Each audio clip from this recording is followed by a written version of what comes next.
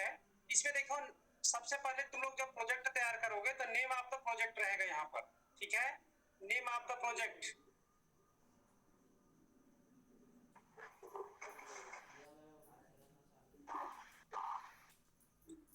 यहाँ पर जो है आपका नेम ऑफ द प्रोजेक्ट रहेगा ये वाला, और उसके बाद नेम ऑफ द स्टूडेंट, उसके बाद नेम ऑफ द स्टूडेंट लिखना है आपके डायरी में प्रत्येक प्रोजेक्ट में ना, हर प्रोजेक्ट में। ऐसा नहीं कि आप प्रोजेक्ट के शुरू में यानी प्रोजेक्ट की कॉपी जो होती है आपके शुरू में लिख दिया आप अपना नाम और उसके बाद स्टूडेंट, तो इस प्रकार से नहीं, सभी प्रोजेक्ट जितने 5 प्रोजेक्ट आपको बनाने हैं, पांचों प्रोजेक्ट में ये जो है नाम पहले रहेगा, फिर उसके बाद प्रोजेक्ट के नाम पहले, फिर नेम ऑफ स्टूडेंट रहेगा, फिर tools for the data collection.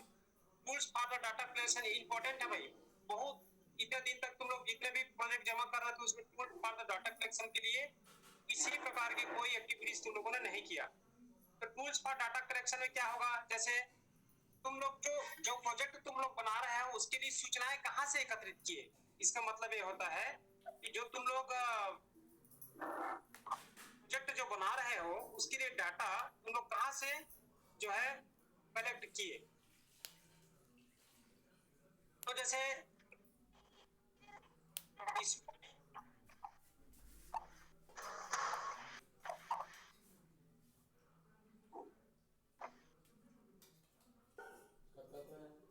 इसमें क्या है, जैसे एग्जांपल के लिए tools for the data collection के एग्जांपल के लिए for example observing and consulting other friends, जैसे अपने दूसरे मित्रों से हमने संपर्क किया, उसके साथ ऑब्जर्व किया, है ना, उसके साथ कंसल्ट किया। एक ये टूल कलेक्शन का उपाय हो सकता है, यानी सूचनाएं आप लोग एक दूसरे को देखकर कर सकते हैं। बाय इंटरनेट, इंटरनेट से आप लोग सर्च करके उसको बना सकते हैं। न्यूज़पेपर है, न्यूज़पेपर से आप लोग कलेक्शन कर सकते हैं आपकी डाटा को, इसकी डाटा को कलेक्शन कर सकते हैं, जो आप प्रोजेक्ट बनाएंगे उसकी डाटा को आप कलेक्शन कर सकते हैं, ठीक है। अगला देखिए इंट्रोडक्शन, उसके बाद आपको क्या लिखना है, उसमें इंट्रोडक्शन लिखना है। इंट्रोडक्शन लिखना है उसमें, here you right about your project in brief. यहाँ पर आप जो है अपना प्रोजेक्ट ब्रीफ में लिखेंगे। क्या दिखाई नहीं दे रहा है जी, तो बच्चे बोल रहे हैं कुछ दिखाई नहीं दे रहा है।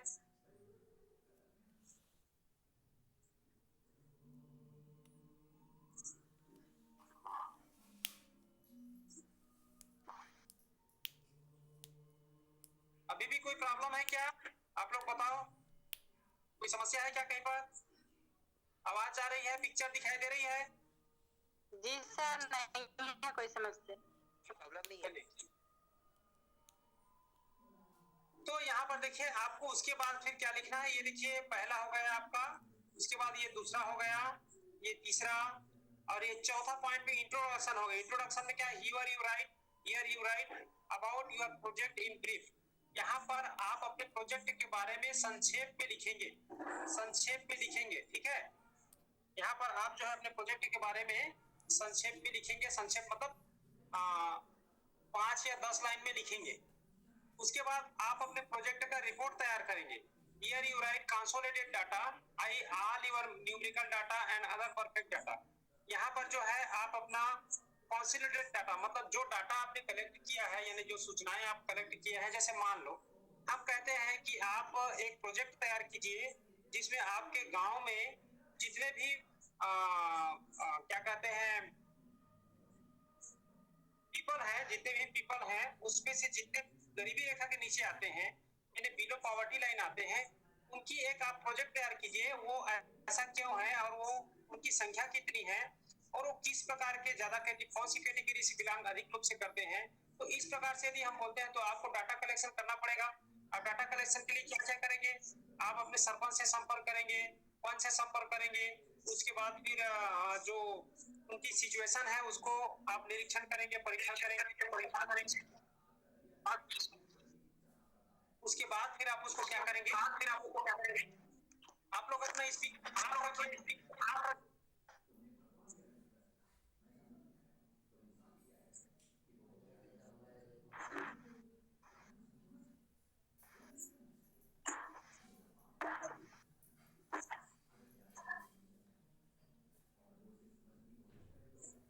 तो उस उस डाटा को आप संकलित करेंगे, कलेक्शन करेंगे, तो देखो बच्चों यहाँ पर ये देखो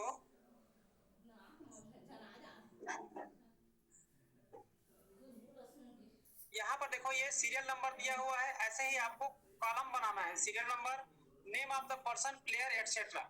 मतलब मैं कहता हूँ कि मान लो आपको किसी प्लेयर के जीवनी पर आधारित प्रोजेक्ट बनाना है, तो उस पर्सन या किसी व्यक्ति या महात्मा गांधी या कोई दूसरा व्यक्ति है उसके बारे में यदि आप प्रोजेक्ट तैयार करने हैं, तो आप वहां पर नेम ऑफ द पर्सन या प्लेयर के नाम लिखेंगे। खिलाड़ी है तो खिलाड़ी है, सरपंच है, पंच है, नेता है, कुछ भी है, तो यहाँ इसमें लिखेंगे डिटेल्स, उसके बारे में डिटेल्स लिखेंगे कि वो क्या है, क्यों है, कब से था, उसकी जन्म तिथि क्या थी, कैसा था। उसके बाद specific fact, honours, medals etcetera, यानी उसको उसकी तथ्यात्मक जानकारी लिखना है, उसको कितने सम्मान मिले, कोई अवार्ड मिला है, कोई इनाम मिला है, और उसके बाद मेडल्स मिले हैं कि नहीं मिले, एटसेट्रा एटसेट्रा। ओके, फिर अदर्स और अन्य जानकारियां जो होगी, तो इस प्रकार से आप कॉलम बना बना के उसमें 1 2 3 4 5 ऐसे आप सीरियल बाय लिखते जाएंगे और उसकी डाटा का लिखते जाएंगे। ठीक है, तो ये जो मैं बता रहा हूँ ये आपको अभी आने वाले समय में प्रोजेक्ट तैयार कराऊंगा, उसमें इन सभी को शामिल करना है। सबसे पहले आप नाम लिखेंगे, प्रोजेक्ट का नाम, फिर नेम ऑफ द स्टूडेंट, उसके बाद tools of the data collection. याद रखना आप डाटा कलेक्शन के टूल्स को लिखना जरूरी है। आप किस किस तरीका से उस कौन कौन से चीज से हेल्प लेकर उस प्रोजेक्ट को बनाए हैं उसकी जानकारी अंग्रेजी में लिखना है उसमें। ठीक है, पहले पेज में ही। उसके बाद इंट्रोडक्शन में आप जो है अपना जो भी प्रोजेक्ट बना रहे हैं उनका इंट्रोडक्शन लिखेंगे। जो मैं प्रोजेक्ट का क्वेश्चन दूंगा उसमें आपको ऑप्शन भी दिया जाएगा, 2 क्वेश्चन 3 क्वेश्चन देखो, उसमें से 1 बनाना है, 2 बनाना है, ऐसा बोला जाएगा। तो उसमें से आप जो है उसके बारे में संक्षेप में थोड़ा सा लिखेंगे।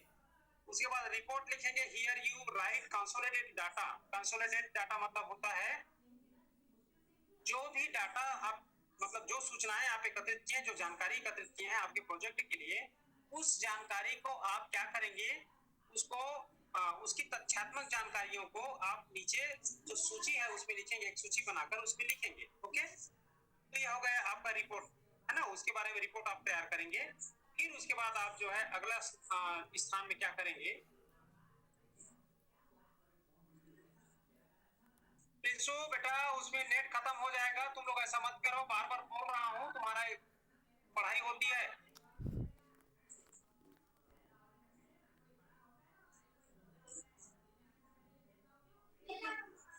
टीवी बंद कर दे, TV.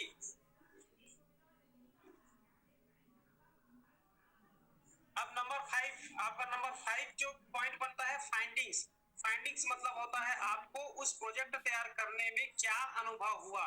Here you right your experience, observations, qualities etcetera, यानी उस प्रोजेक्ट को तैयार करने में आपको क्या हासिल हुआ, क्या क्या आपको अनुभव हुआ, क्या फायदे हुए, क्या नुकसान हुए, पूरी जानकारी आपको यहाँ पर फाइंडिंग्स में लिखेंगे। आपको पॉइंट 1 बनेगा फाइंडिंग्स। आप पॉइंट का नाम चेंज कर सकते हैं लेकिन पॉइंट देना जरूरी है। अगला है एनालिसिस। एनालिसिस मतलब आपका विश्लेषण क्या है उसमें, आपका विश्लेषण जैसे कॉन्सेप्ट, कंपोनेंट्स, थ्योरी एटसेट्रा।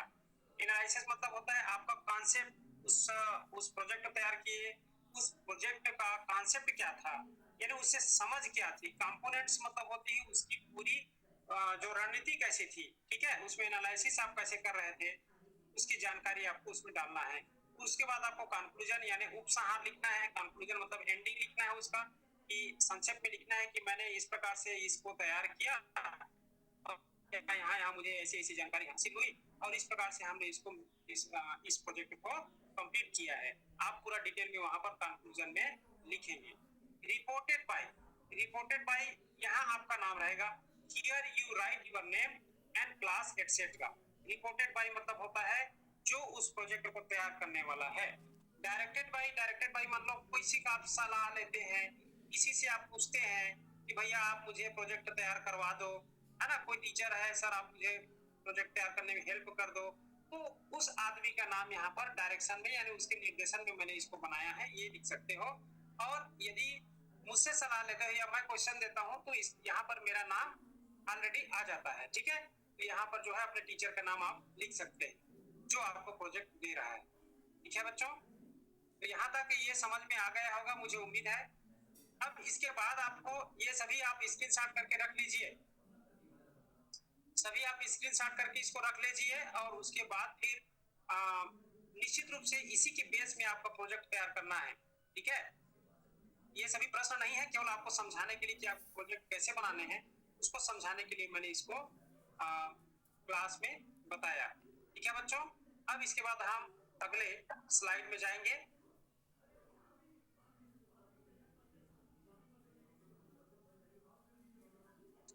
अभी यदि किसी को कुछ पूछना होगा तो पूछ सकते हैं।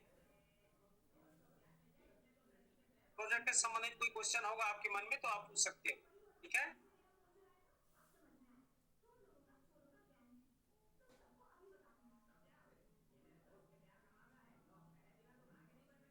चलिए, आपको हम पढ़ा रहे थे लेसन 4, ठीक है। लेसन 4 में आप